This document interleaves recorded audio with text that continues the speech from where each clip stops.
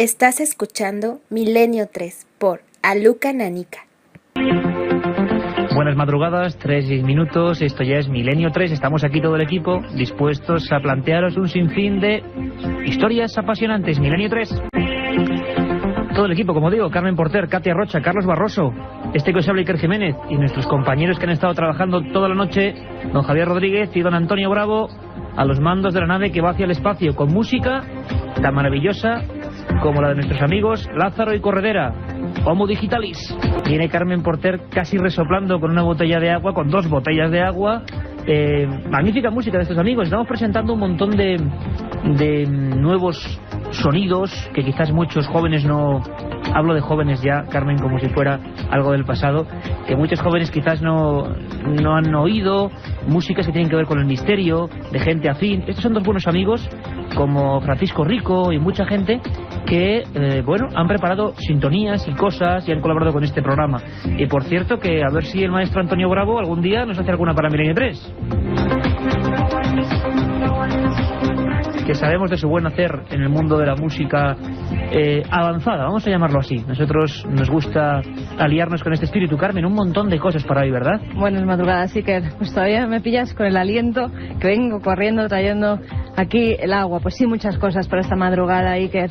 Lo primero, nos iremos a ver castillos encantados en Inglaterra, el de Glamis y el de Edimburgo. Hace pocas horas ha llegado de allí Manuel Delgado ha estado allí, incluso le han salido algunas fotografías que ya nos comentará un poco extrañas. Un viajero leyendas de fantasmas que nos contará en primera persona de lo que ha vivido allí. ¿Y qué te parece si sorteamos hoy el libro precisamente de Manuel Delgado? Fenomenal, el de la Gran Pirámide. El secreto de la Gran Pirámide.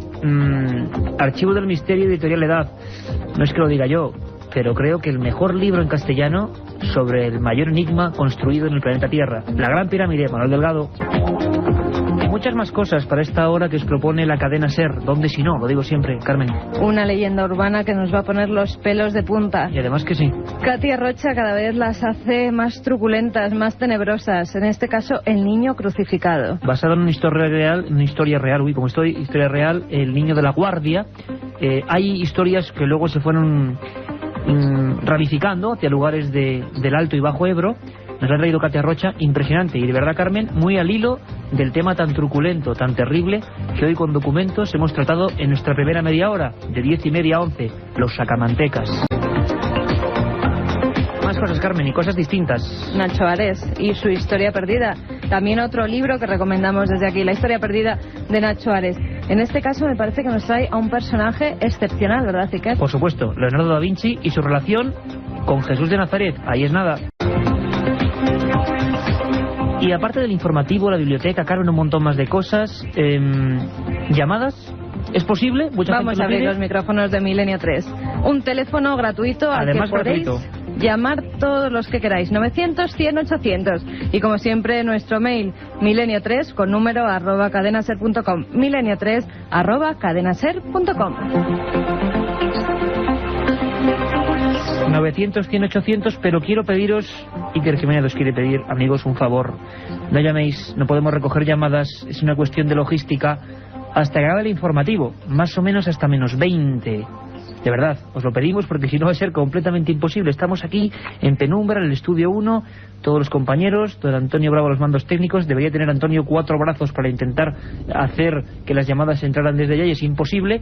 Es decir, por favor, a partir de -20, pero no solo llamadas, sino que también queremos darle paso a tantos y tantos mails. Hemos hecho una pequeña parada y cogiendo un respiro, porque es que son cientos de mails cada semana los que nos llegan y nos llenan de orgullo. 900-100-800, por favor, a partir de -20. Si teléfono gratuito, Iker. Sí, si entra alguna llamada que, yo creo que sugiriendo temas, ampliando cosas, preguntándonos historias, planteándonos viajes, nuevas cosas, pues aquí estamos. Entre las llamadas, Carmen va a tomar buena nota. Vamos a sortear 2 libros, segunda edición ya, Archivo del Misterio, Editorial Edad, El secreto de la Gran Pirámide, además de nuestro primer invitado, don Manuel Delgado. Un viaje en busca del misterio. Milenio 3, en la SER.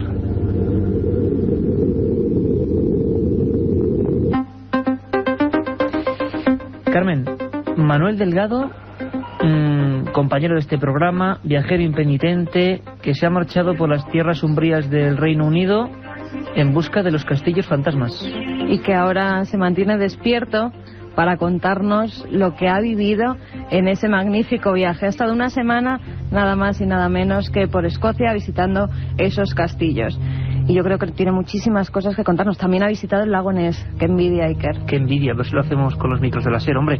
Don Manuel Delgado, compañero, ¿cómo estás? Buenas madrugadas. Hola, muy buenas noches, Silvia y compañía. ¿Todavía con el jet lag o algo así, o cómo?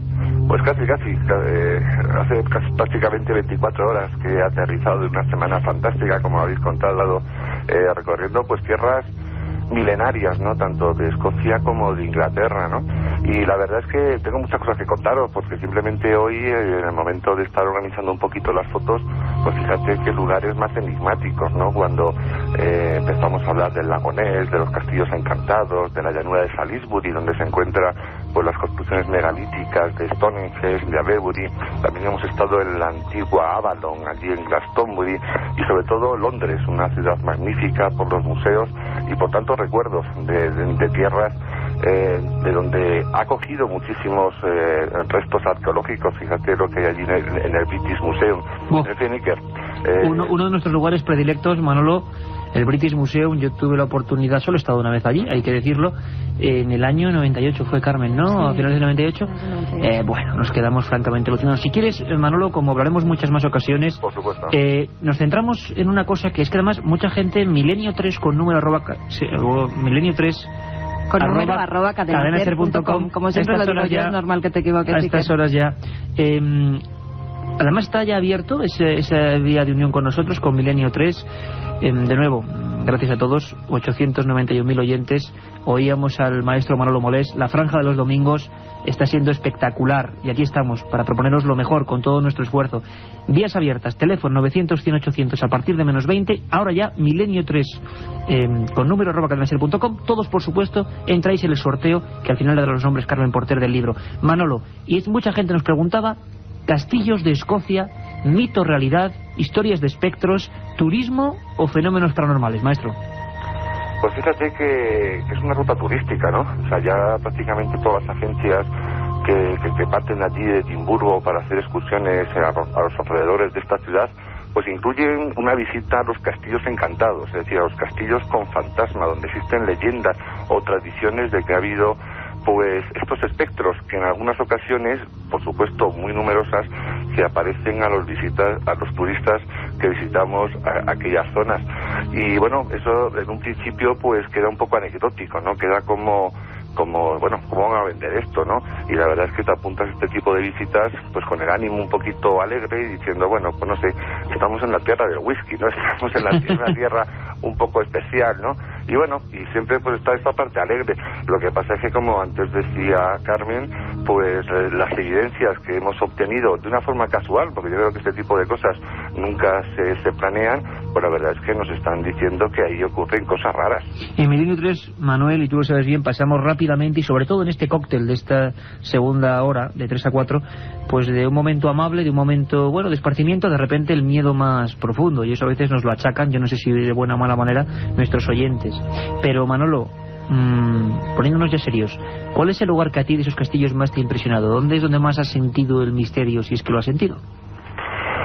Hombre, de entrada la ciudad de Edimburgo es la capital de Escocia y allí pues se parte como una tela de araña a todos los lugares más recónditos. La ciudad de Edimburgo es una ciudad protegida por la UNESCO, tiene cerca de 16.000 edificios de gran interés histórico y sobre toda la ciudad está un volcán en cuya cumbre se recoge el castillo. Fíjate, Iker, que hemos coincidido con una experiencia un tanto extraña, ¿no? Porque hay un psicólogo, Richard Wiseman, que era profesor de la Universidad de Hertfordshire, y ha cogido a 250 voluntarios y los ha tenido a cada uno de ellos durante 10 horas en algunas de las 10 cuevas que existen en esta montaña volcánica del castillo de Edimburgo. A ellos no les decía lo que iban a hacer, no les decía qué es lo que pasaba allí, porque de estas 10 cuevas, 4 tenían la leyenda o la tradición de que aparecían espectros, y efectivamente parece ser que se ha confirmado que en estas 4 cuevas, como repito, los voluntarios no tenían a priori la idea de que allí había algo, pues bueno, las estadísticas han dicho que habían sentido en algunos momentos cierto roce con algo que no podían ver, algunos lugares donde existía más frío que otro, y la presencia de algo que podían ver así por el rabillo del ojo, ¿no?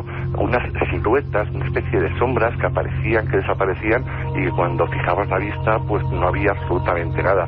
El castillo pues tiene cerca de 2000 años ya de antigüedad. 2000 años, ¿no? Sí, porque bueno, es muy antiguo, es una cumbre que es una atalaya, ¿no? Y sobre todo es un buen puesto de referencia militar, aunque casi todas las edificaciones que existen pues tratan de los siglos XIV a XVII. Allí en este momento están las famosas joyas de la corona escocesa, la presencia de todas las piedras preciosas, incluidos los diamantes y por supuesto los metales preciosos, es algo realmente increíble. También está allí la piedra del destino, es una piedra sobre la que descansaban la cabeza desde el año 842, pues todos los reyes de Escocia que poco a poco y sucesivamente fueron coronándose a rey, ¿no? Un sitio realmente espectacular, y la verdad es que cargado también de leyendas, porque allí, al castillo de Edimburgo, llega una de las calles más famosas de la ciudad, la llamada Milla Real. Ajá. Y allí existen también leyendas de fantasmas. Existe en primer lugar el callejón de Mary King. Es una atracción turística, todo el mundo puede entrar pagando, que son 4 libras, ¿no? Y se cuenta que en el año 1650 un señor llamado Thomas Colother oyó ruidos como si alguien estuviera golpeando una pared. Cuando se dio la vuelta, investigó lo que podía ver detrás de esa pared, y lo que se encontró fue ni más ni menos que una mano flotando en el aire. Preso de pánico, fue a buscar a su mujer. Juntos volvieron al lugar y vieron en la sombra de las paredes como 3 siluetas, ¿no? En primer lugar, una señora vestida de negro con una especie de paño que le cubría la cara. En sus manos llevaba una criatura, un bebé, y a su lado un caballero al que le faltaba la cabeza. Esa fue la primera vez en que se vio este fantasma del callejón de Mary King, y posteriormente ha sido visto en muchísimas ocasiones. También allí, en esa Milla Real, surge el callejón Brodys, allí se llama el Brodys Close. Es un callejón que debe su nombre a Francis Brodie, cuyo hijo Williams tenía la costumbre de vivir una buena vida a lo largo de toda la mañana, mientras que por la noche se volvía un ladrón. Fue doble vida, que se dice, ¿no? Como la vampira de Barcelona, de la que hablábamos hoy.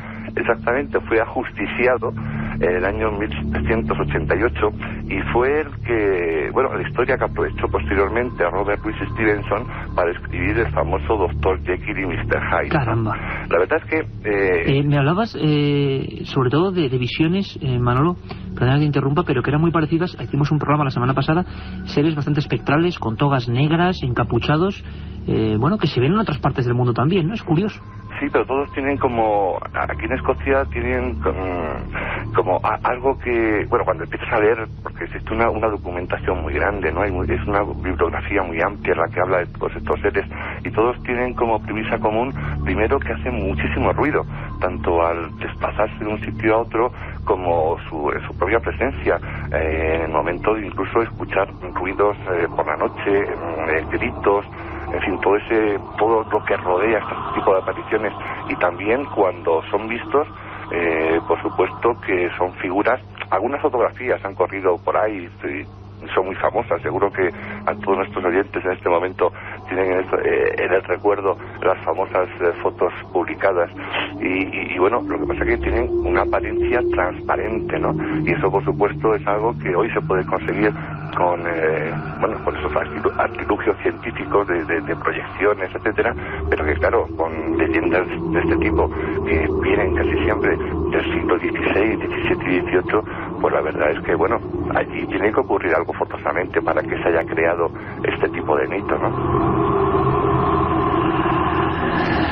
Poniéndonos los pelos de punta, el amigo Manuel Delgado, autor de ese libro, El secreto de la Gran Pirámide.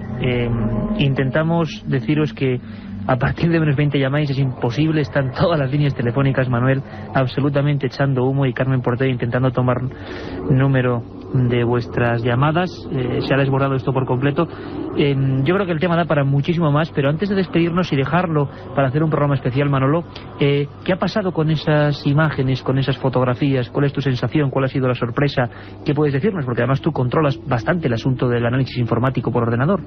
Claro, porque todas las visitas que hicimos alrededor de la ciudad de Edimburgo, pues bueno, está por supuesto el fantástico castillo de Stirling, pero hay otro castillo, el castillo de Glamis, que es donde hemos podido efectuar este tipo de fotografías realmente increíbles. El castillo de Glamis está a 4 millas de la ciudad de Kirriemuir, en el condado de Angus, y bueno, procede su construcción del año 1372, aunque anteriormente ya había tenido allí algún hecho histórico. Por ejemplo, en el año 1034 murió allí el rey Malcolm II de Escocia, y 6 años después, en el año 1040, muere el rey Duncan. El rey Duncan este hecho histórico fue aprovechado por Shakespeare cuando escribió Macbeth, y bueno, precisamente sitúa allí en el castillo de Glamis el hecho histórico de cuando Macbeth asesina al rey Duncan. Actualmente es la residencia del conde de Strathmore y de Kinghorn. Y bueno, fue cuando el rey Roberto II, como decía, en el año 1372, concedió el señorío a Sir John Lyon, que se casó con su hija, y desde entonces, pues bueno, tiene esta residencia una gran presencia de familia real inglesa. Fíjate hasta qué altura, pues que la reina madre, la reina Isabel, que nació el día 4 de agosto del año 1900, era la 9ª hija precisamente del conde de Strathmore y vivió allí en el castillo durante toda su infancia. Y Manuel, allí existen 5 fantasmas, ni más ni menos. ¿Sí? Ajá. Y yo creo que es apasionante, vamos a tener que dejarlo para otro programa, desde luego, pero ¿ha habido alguna evidencia de que os habéis topado con algo, Manolo? ¿Ha habido alguna fotografía que te llama a ti más la atención después de revelarlas, después de llegar a España? Por supuesto. Cuando visitamos este castillo, pues bueno, aparte del rey Duncan, que se aparece de vez en cuando, o del monstruo de la ciudadela de Glamis, que es una horrible criatura deforme, aparte de eso existen otros 2 personajes, el conde Berry y el Lord Crawford, que empezaron a jugar las cartas con el propio diablo y siguen allí enterrados en una especie de cámara secreta. Y luego el otro fantasma, James Douglas, que es precisamente quien creemos haber fotografiado, porque es una capilla es la actual capilla donde hacen los oficios religiosos allí en el castillo, y entonces tienen precisamente una silla reservada para un fantasma, para el espectro de James Douglas, una señora que fue ajusticiada pues en el siglo XVI. Nosotros cuando nos contaron la historia pues la oímos pues como cualquier otro turista, pero la verdad es que hicimos fotos cuando hemos revelado, las fotos las hicimos con unas cámaras digitales, y esa misma noche, por supuesto, con los 25 españoles que hicimos ese día la visita, pudimos comprobar que en una foto en una esquina aparece indudablemente la presencia de esta señora.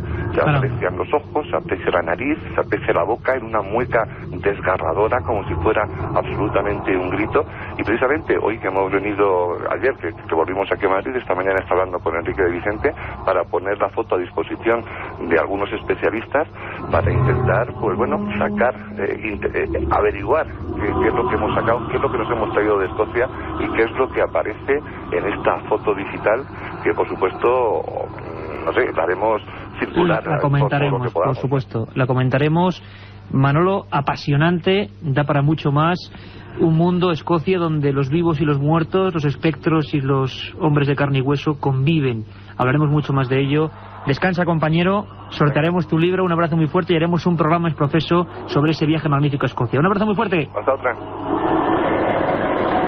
La otra realidad. Milenio 3, en la cadena SER.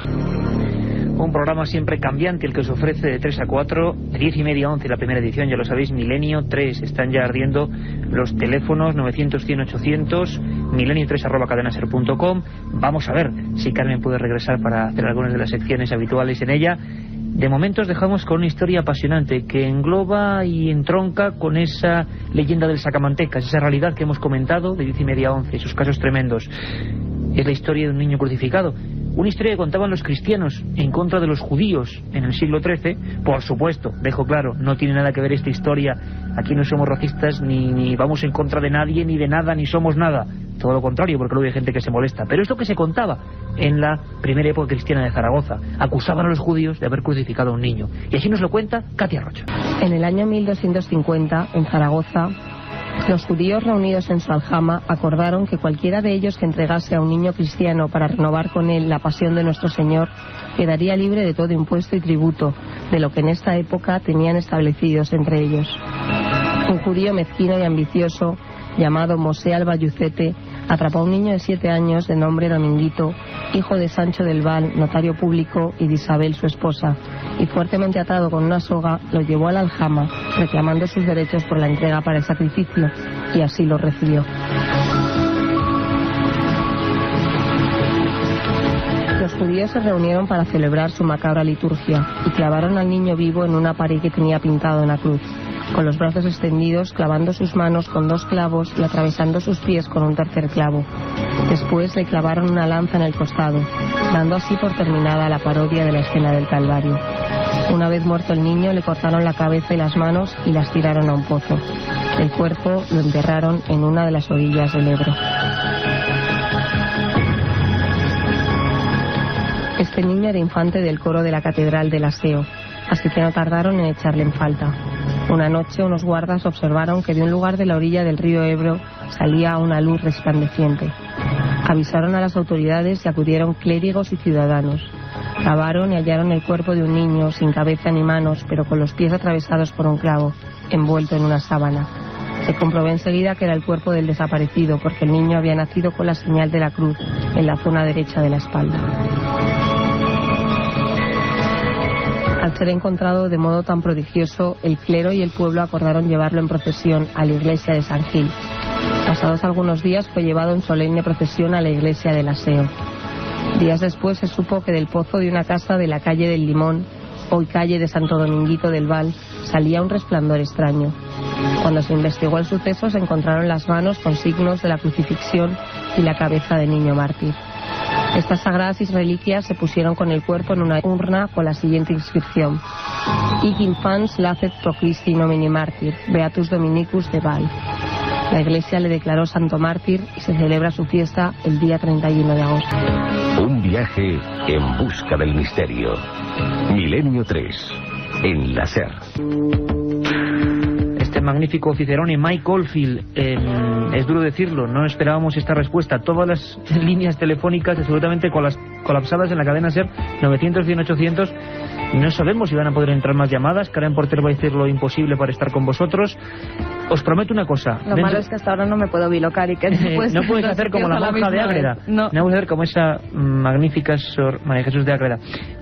Pero esta es la muestra que haremos un programa especial. Vamos a intentar hacer un programa especial con todas vuestras llamadas. Hemos hecho hoy la prueba y fijaros, lo hemos hecho hoy. No sé por qué, surgen las cosas así. Un día 21 de abril, un día que tiene citas importantes con la historia. Tal día como hoy, un 21 de abril, en el año 753 a.C., se produce la fundación de la mítica ciudad de Roma. En 1211, inauguración del Pórtico de la Gloria de Santiago de Compostela. 1519, Hernán Cortés desembarca en la playa mexicana de la actual Veracruz. Ya en 1866, la reina Isabel II de España pone la primera piedra de la Biblioteca Nacional en Madrid. 1961, Yuri Gagarin es el primer hombre que alcanza el espacio exterior. Oficialmente, Carmen, oficialmente. ¿Ya recuerdas el programa de astronautas? Ya hablamos aquí que no fue el primero. Parece que había 3 anteriores. Pero según las efemérides que se dan este día, sí que Yuri Gagarin. 1968, el periódico egipcio Watami publica la curación inexplicable de Farouk Mohamed, que estaba a punto de ser operado de gangrena, pero tras ver la aparición de una figura que identifica con la Virgen en Zeitún, El Cairo, los médicos certifican que está completamente curado. 1997, España lanza con éxito el Minisat, primer minisatélite de investigación totalmente español que fue puesto en órbita por el cohete Pegasus. Magnífico repaso, 3:32, casi 10 grados de temperatura en la Gran Vía, en el 32, donde estamos, donde está Radio Madrid y desde donde hablamos para toda España y para todo el mundo. milenio3@cadenaser.com, mails abiertos para todos, 900, 100, 800, imposible pararlo, debíamos haber dedicado quizá toda la noche a vuestras llamadas. Ahora rápidamente pasaremos con ellas, pero eso sí, cita ineludible, a estas horas siempre, los libros. Nunca nos olvidamos de la lectura, ese archivo importante de cada investigador que nosotros ponemos aquí para intentar aprender de esos maestros que hicieron grandes obras. Abrimos nuestra biblioteca. La biblioteca de Milenio 3. Un libro que no creo que sea fácil de encontrar tampoco, pero que está todavía a la venta, Carmen. Sí, Iker, se trata de Mouros, Ánimas, Demonios, el imaginario popular gallego. Su autora, María del Mar Linares, y la editorial ACAL Universitaria. Es un gusto ver también a las mujeres escribiendo de estos temas, Iker. Sí, sí. La autora hace un estudio de los aspectos simbólicos de la cultura popular gallega. Entre otras cosas habla sobre las ánimas del purgatorio. De ellas dice que dan avisos de muerte, además de los golpes, ruidos, luces. También son provenientes de otro mundo. Puede verse el alma o figura del que va a morir. También son almas que solicitan de los vivos misas para salir del purgatorio, o que los vivos cumplan promesas que ellos no pudieron realizar. Habla de cousas do demo, de trasnos, que son seres que trastornan el orden doméstico, esa especie de duendecillos que lo llaman en otros sitios, y engañan al caminante, y como no, de los demonios. De estos dice que el demonio escoge algunas fuentes y también encrucijadas para reunirse con sus súbditas, las meigas, esas brujas tan míticas en Galicia, ¿verdad, Iker? Sus apariciones a los humanos se realizan también en los caminos, tomando la forma de algún animal o luchando con lo que se encuentra. Título, Carmen, además un trabajo antropológico. Nunca lo olvidemos de la prestigiosa editorial ACAL, de una colección, los libros naranjas de ACAL, que son norma en muchas universidades para estudiar antropología. El título, Mouros, Ánimas, Demonios, el imaginario popular gallego. Y hoy un programa muy especial para nosotros, un tema que nos habéis pedido constantemente los sacamantecas, y yo hacía un pequeño trueque, un pequeño cambio.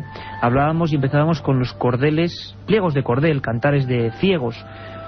Bien, lo hacíamos con el inicio de una película sensacional, la película prohibida en la democracia, El crimen de Cuenca, de Pilar Miró. Sobre ese guión se hizo un libro, una fotografía impresionante con Daniel Dicente y Manuel Cervino, bueno, pues representando, haciendo de aquellos dos pobres hombres que en Osa de la Vega, en el 21 de agosto de 1910, fueron acusados de un crimen que nunca habían cometido.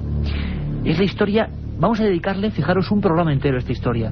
Probablemente el mayor error judicial, o uno de los mayores, de antes de la guerra. Al final jueces, guardias civiles dicen en los pueblos que se pegaron un tiro cuando comprobaron que José Grimaldos, conocido como el Cepa, no había muerto despedazado y descuartizado por aquellos dos hombres de mala fe, sino que vivía en otro pueblo y que acudió de repente, años después, a pedir una partida de bautismo porque se quería casar.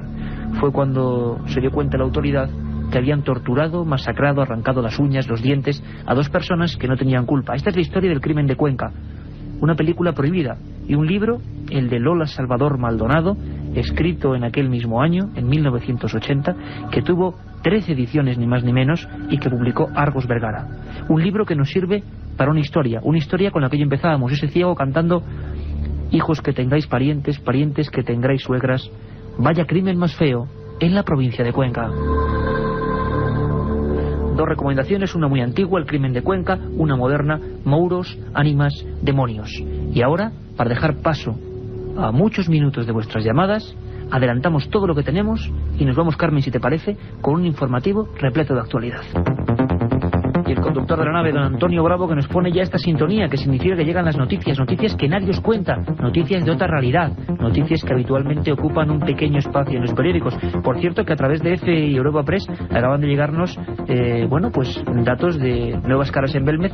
Creemos que no es del todo correcto, creemos que no hay nuevas caras en Belmez, sinceramente, pero, bueno, informaciones que se dan a veces de una forma un poco extraña. Y también de un congreso que hacia junio se va a hacer allí, del que informaremos. Carmen, dos catedráticos de Valencia, y esto va a ser tema también para futuros programas, descubren un hallazgo importantísimo: huellas de vértebras por vez primera y de costillas en un tema que tú conoces bien, la sábana santa. José Delfín, catedrático de la Universidad de Valencia, y Margarita Ordey, catedrática de dibujo, que además pertenecen al Centro Español de Sindonología, han detectado por primera vez en la sábana santa huellas de las vértebras del cuerpo que envolvía y que quedó marcado en la tela. El hallazgo tuvo lugar cuando Margarita se disponía a hacer un dibujo sobre la posible musculatura del cuerpo que aparece en la Sábana Santa. Para ello colocó unos acetatos sobre una fotografía de más de 2 metros de la tela. Entonces se dio cuenta que la parte superior de esta había huellas de vértebras. Según los expertos, este hallazgo confirmaría la teoría del físico de la NASA, John Jackson, de que el cuerpo que aparece en el lienzo de Turín pudo traspasar la tela en que quedó grabada la imagen. Y en la Sábana Santa hubo mucha polémica con el carbono 14, ¿os acordáis todos? Carmen Porter, en su libro La Sábana Santa, fotografía de Jesucristo, también del Archivo del Misterio, el mismo, la misma colección que tengo el honor de dirigir y que hoy sorteamos uno de sus ejemplares, El secreto de la Gran Pirámide de Manuel Delgado. Pues resulta que tú hablabas de ese extraño análisis. Y ahora parece que el carbono 14 sí que dice el sí a otra reliquia del pasado, al rey Salomón. 2 arqueólogos y un especialista en el estudio mediante el carbono 14 han asegurado que gracias a las dataciones realizadas en el yacimiento de Tel Rehob, en el norte de Israel, se ha podido saber que durante el reinado del rey Salomón, Jerusalén era un estado próspero y de una rica cultura. Nos lo cuenta nuestro corresponsal en Jerusalén, Julio de la Guardia. Según los resultados de una investigación hecha pública esta semana por la Universidad Hebrea de Jerusalén y divulgada por la revista Science, el reino bíblico de Israel podría haber constituido un estado unificado y próspero 10 siglos antes de Jesucristo. De acuerdo a las conclusiones presentadas por el reputado arqueólogo israelí Mihai Matzar, el reino de Salomón, que se fecha entre los años 965 y 932, podría haber sido ya escenario de un florecimiento económico, urbanístico y cultural. Los estudios realizados hasta ahora asignaban este florecimiento de la monarquía israelí al reinado de Omri, es decir, a partir del 886 antes de nuestra era. La tesis de Matzar se apoya en los resultados de las excavaciones que está dirigiendo en el enclave de Tel Rehob, próximo a la ciudad de Bet-Shean, situada en la parte norte del Valle del Jordán. Según Matzar, las pruebas de carbono 14 demuestran que Tel Rehob experimentó un desarrollo similar a Hatzor, Megiddo y Getzer antes de ser destruida por el ejército egipcio poco después de la muerte del rey Salomón. Sin embargo, otro conocido arqueólogo, Israel Finkelstein, ha reaccionado asegurando que la tesis de Matzar no se sostiene y adelantando que prepara una respuesta con sus propias dataciones de carbono 14. Don Julio de la Guardia, como tantos otros grandes corresponsales de la SER que se han sumado a esta aventura, y de verdad que nunca se lo agradeceremos lo suficiente, informando desde cualquier punto del mundo. Otro compañero es Christian Rifo, al que tendremos próximamente, pero vamos a adelantar la noticia que ha surgido precisamente hoy. Extraño animal capturado en Chile, Carmen. El animal fue capturado por Samuel Cayumán el pasado miércoles en el sector Rinconada, en Chile, donde tiene su vivienda. Esa noche escuchó unos extraños ruidos en el gallinero y decidió acercarse a ver qué sucedía. Abrió la puerta y cogió una de las gallinas. Al sacarla fuera del gallinero se dio cuenta de que el cuello del ave colgaba un animal del color negro y peludo que había succionado toda la sangre de la gallina. En plan vampírico. Asustado, Samuel mató al animal y al día siguiente lo trasladó a un laboratorio donde está siendo estudiado para precisar de qué especie se trata. Según los vecinos Iker, se trata del chupacabras. Bueno, y también incluso en Argentina, hablaremos y tendremos crónicas la semana que viene, también otro animal de este tipo capturado. Y por último, Carmen, arqueólogos buscarán la cuna de los vikingos para cumplir el sueño de un gran aventurero, de un hombre mítico, Thor Heyerdahl. Un grupo de arqueólogos rusos ha anunciado que cumplirán el sueño del explorador fallecido hace un año, Thor Heyerdahl. Este era encontrar las raíces de los vikingos en el norte del Cáucaso. Según Heyerdahl, ese pueblo de navegantes tuvo su origen en las orillas del río Tana, pero la presión de los romanos les hizo emigrar al norte hasta alcanzar Escandinavia. El aventurero noruego buscaba una mítica ciudadela y su necrópolis, datadas entre el siglo I a.C. y el siglo II de nuestra era. Arqueología, criptozoología, captura de animales extraños, apariciones, la Sábana Santa que revela nuevas noticias. Vamos a tener que dejar incluso la historia perdida, ese gran libro también y gran sección de nuestro amigo director de la revista Arqueología, Nacho Ares. Volveremos con ella la semana que viene, porque queremos dar ya paso durante estos 20 minutos que restan a vuestras llamadas y a los mails. Nos habéis sorprendido por completo con vuestra reacción. 900-100-800, teléfono abierto, milenio3@cadenaser.com. Carmen Porter que ya vuela hacia allí como una centella, y vamos a intentar charlar un rato, preguntar cosas y entrar en esos sorteos. Vamos para allá. Antes que nada, incluso para abrir fuego, estoy pensando que hay una pregunta pendiente. La remitía Carlos Fernández desde Canarias. Y bueno, nos decía un montón de cosas, entre ellas que su abuelo de 88 años nos escuchaba, cosa que nos enorgullece también realmente, y nos preguntaba por otros misterios que no fueran los típicos que habitualmente sobrevuelan Canarias, nunca mejor dicho, los ovnis, los objetos volantes no identificados. Bien, Carlos, vamos a preparar una respuesta como se merece, una investigación como se merece, sobre otros casos canarios. Por ejemplo, si te parece, y ahora mismo, si Antonio Bravo tiene a bien, vamos a escuchar una historia sobre el Valvanera. Es muy breve, una historia de esa tierra tuya, de Canarias, de Carlos Fernández Fernández. Un saludo para ti, para tu abuelo. Un misterio que no tiene nada que ver con ovnis. Le llamaron el Titanic canario. A la vuelta estamos con vuestras llamadas.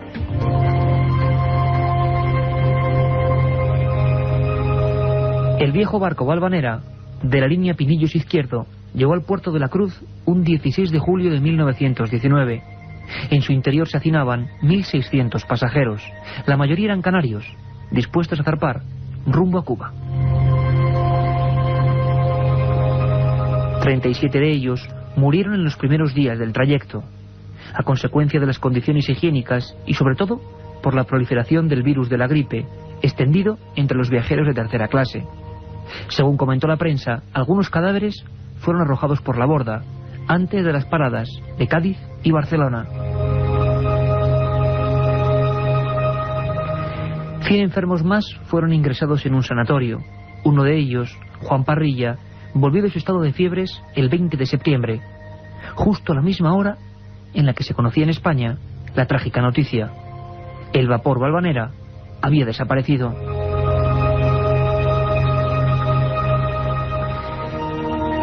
Pero desde el primer instante, el último viaje de la Valvanera estaba envuelto en negros presagios.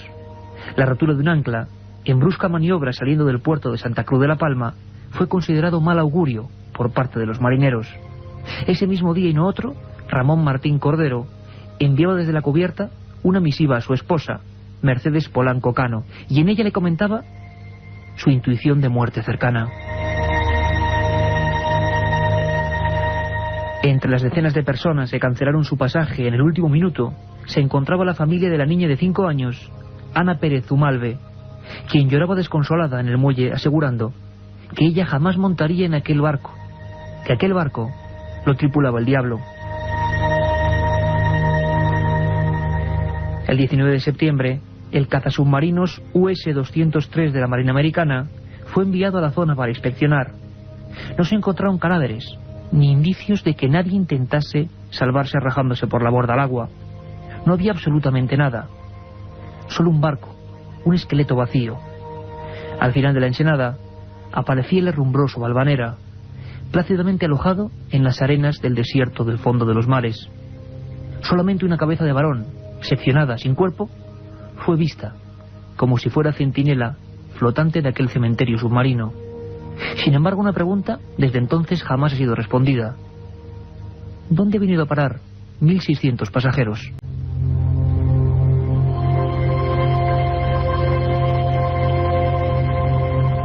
La otra realidad.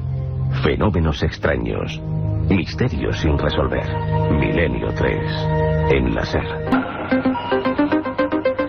Y ya estamos aquí en la última recta con vuestras voces y preguntas, de verdad. Tenemos que decir, por favor, 900, 100, 800, cerrados los teléfonos, no se puede volver a llamar porque ese Carmen Porter con varias líneas no puede ni descolgar el teléfono porque continúan llegando las llamadas. Para que nosotros podamos devolveros siempre la llamada, por favor, ya se cierran los teléfonos. Iván desde Madrid, lo tenemos ya. Buenas noches. Sí, hola, buenas noches. ¿Cómo estás, Iván? Muy bien, gracias. ¿Qué querías preguntarnos? Bueno, pues quería proponer un tema. Bueno, perfecto. Agradecerte por tu programa. Muchas gracias. Y bueno, pues sería en relación a las sociedades secretas. Ajá. Un tema de mucha actualidad, porque me referiría a algunas que incluirían a altos mandatarios del régimen estadounidense, como son el Comité for Foreign Relationships, el CFR, la Trilateral, y otra que tiene un nombre un poco dantesco, que es la Orden de la Calavera y los Huesos. Tremendo, con ese nombre. Sí, sí. Y bueno, pues parece que está bastante documentado. Hombre, yo no tengo información privilegiada, vamos, pero hay libros por allí. Pero lo vamos a conseguir, Iván. Muchísimas gracias, compañero. Entramos contigo en el sorteo. Escúchanos a través del receptor, va a ser mucho más rápido. Y intentamos responder en un minuto, ¿vale? Vale, muchas gracias. Pues sobre sociedades secretas, para el amigo Iván, vamos a hacer varios programas. Y yo soy como Iván, y el equipo yo creo que también es como todos vosotros. Tampoco somos expertos, es decir, podemos contar con los que de verdad parece que sí que saben y han estudiado. Hay varios especialistas que están sacando y van a sacar historias sobre, por ejemplo, los misterios del 11S. Os adelanto ya que dentro de muy poco, también en el Archivo del Misterio va a haber un libro sobre este asunto, sobre el enigma de las grandes tragedias, sobre quién andaba detrás, sobre si sabía, si no, y os aseguro que vamos a tenerlos aquí y va a ser impresionante. Por ejemplo, Enrique de Vicente, ese buen amigo director de Año Cero, te prometo, Iván, que lo vamos a traer y nos va a contar muchas cosas, por ejemplo, de la Trilateral y de esas sociedades por las que nos has preguntado y que parece que están ahí atrás en la tramoya de las cosas.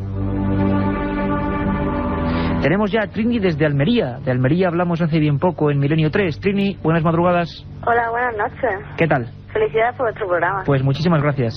Dinos, ¿qué querías comentarnos? Pues mi historia es sobre un colegio que estaba cuando Franco era un internado de niños, ¿no? Ajá. Y entonces pues maltrataban a los niños y a uno de ellos lo mataron. ¿A uno de ellos lo mataron? Me imagino que te refieres a personas, profesores o médicos o algo del internado. Monjas. Caramba. Sí.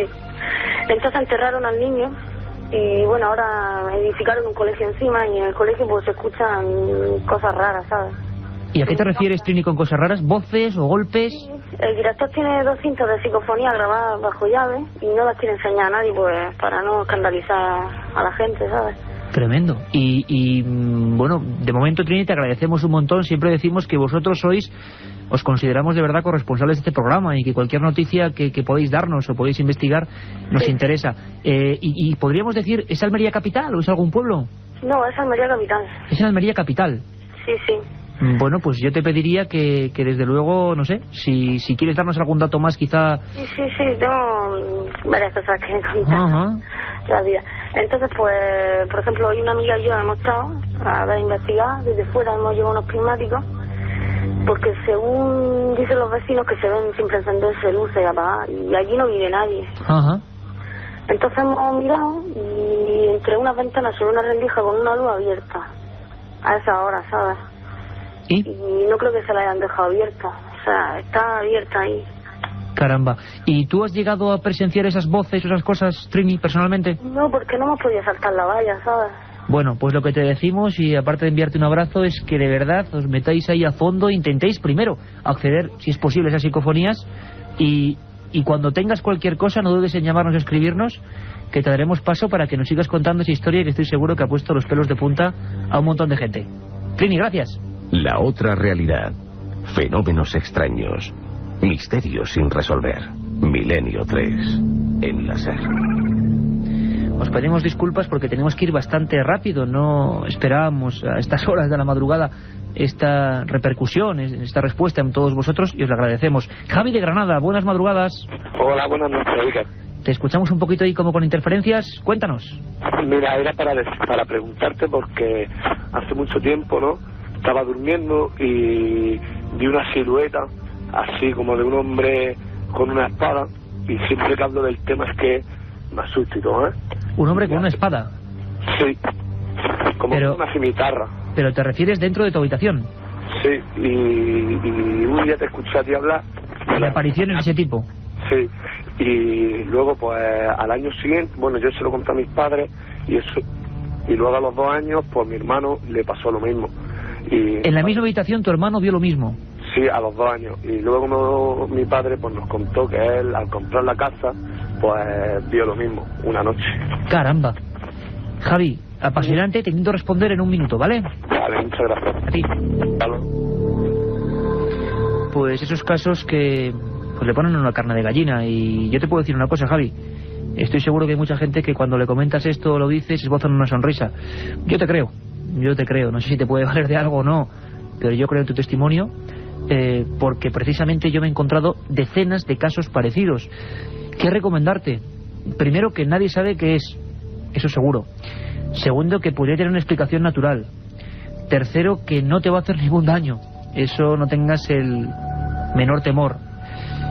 Cuarto, que desconfíes de los que vayan a sanar ese lugar o que intenten, bueno, pues decirte que tienen el remedio, porque nadie sabe qué es. Quinto, que hay muchísima gente como tú, de todo rango y de toda sociedad, que ha visto lo mismo y que está ahí el misterio.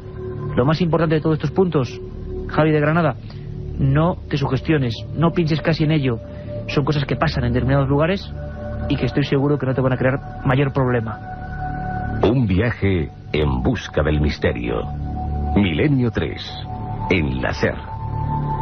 De verdad, amigos, una auténtica alegría. Estamos viajando por toda España. Está Carmen Porter y Antonio Bravo trabajando ahí a tope los dos en la pecera, que en este caso no es una pecera, es una auténtica nave que viaja rumbo a los espacios desconocidos. Armando de Castellón, buenas madrugadas. Hola, buenas. ¿Cómo estás, Armando? ¿Qué quieres contarnos? Mira, pues quería proponeros a ver si podíais hacer algún programa sobre lo de la alternativa 3. Ah, interesante. Armando, cogemos tu petición y te lo comento en un par de minutos, pero creo que hay novedades, ¿vale? Gracias. Vale, pues. Un sinfín de amigos que estamos conociendo. Vamos a preparar varios programas con vuestras llamadas. Armando se refiere a un vídeo muy polémico, Alternativa 3. Yo lo subí hace un tiempo a nuestra página, la página de este programa, ya la conocéis todos, ikerjimenez.com.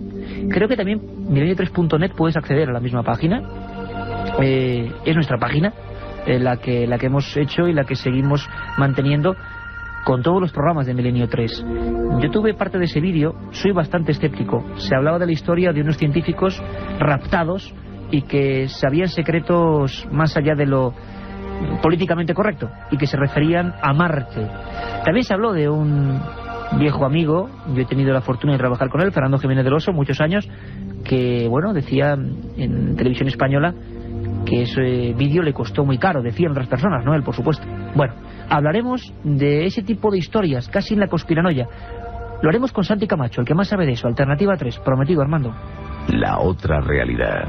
Milenio 3, en la cadena SER.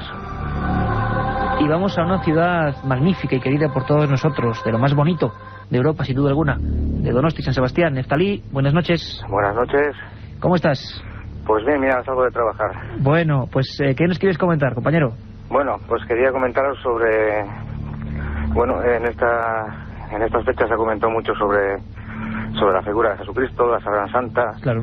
Y he oído que se había datado ya, que se había comprobado que la urna que se encontró, bueno, que tenía los huesos del hermano de Jesús, según ponía por fuera, que se había datado y que efectivamente era del siglo I. Te comentamos ahora lo que sabemos el equipo hasta este momento, Nestalí. Mil gracias, escucha por el receptor, gracias. Enhorabuena, Gracias.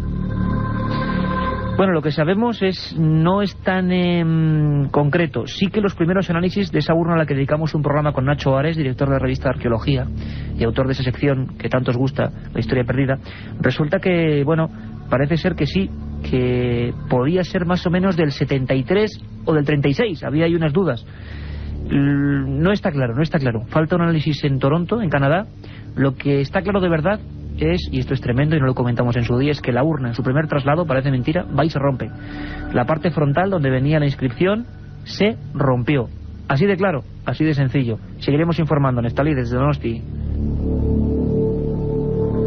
Y tenemos ya en un tropel de llamadas que no paran de llegar a ese 900-100-800, ya es imposible, por supuesto, tomar más nota.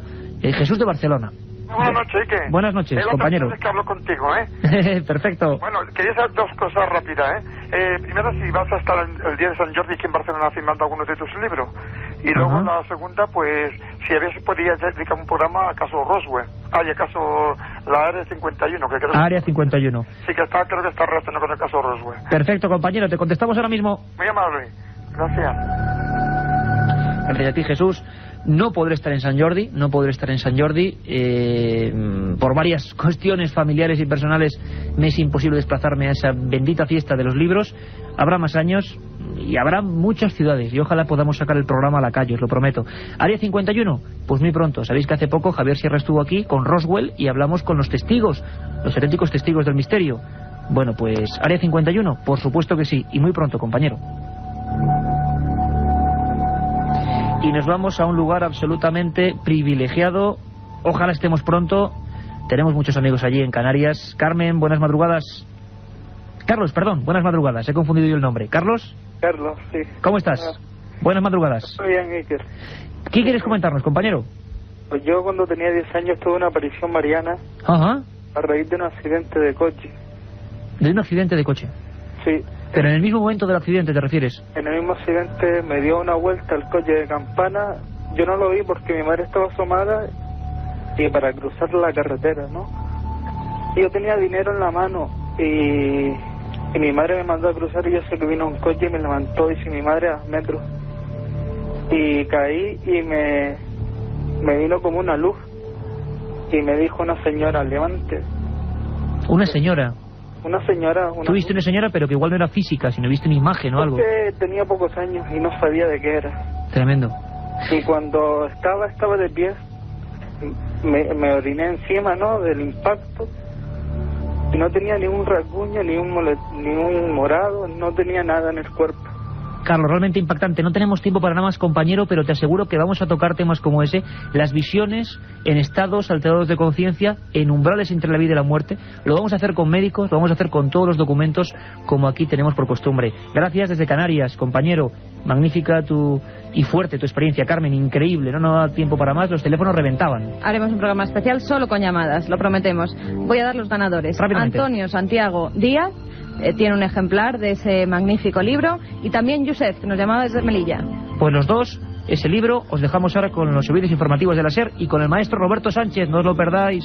La otra realidad. Milenio 3, en la cadena SER.